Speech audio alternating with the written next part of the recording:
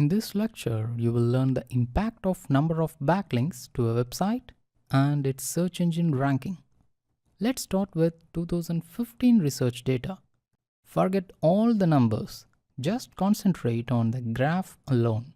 From first search result to seventh one, there's a considerable difference in number of backlinks.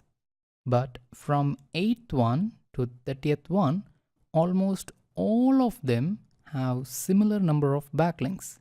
Now let's move on to this year's research data. This is the important one.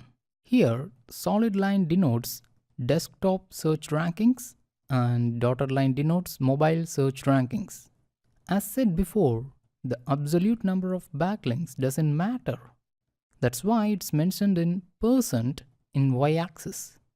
You could have noticed for desktop search results from 4th to 20th search result, there's no difference in the percentage of number of backlinks compared to 1, 2 and 3. The same goes for mobile too.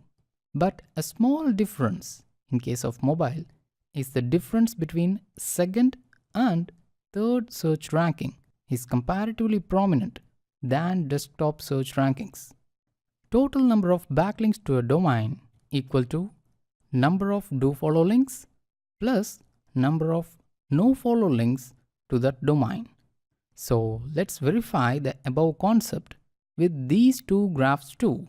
Except for the difference in correlation factor, all three graphs looks exactly similar, which means website A having 1000 do-follow backlinks cannot outrank website B with 10 do-follow backlinks purely based on number of do-follow backlinks alone, unless website A ranks 1 for such particular keywords.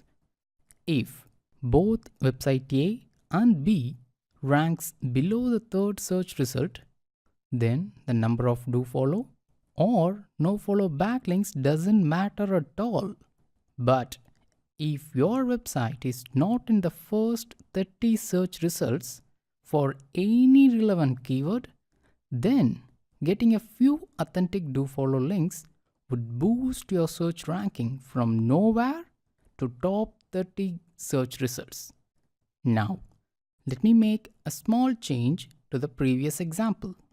Website A has got 50 backlinks from 10 different or unique domains, whereas website B has got 50 backlinks from 5 different or unique domains. Which one do you think would rank high on Google?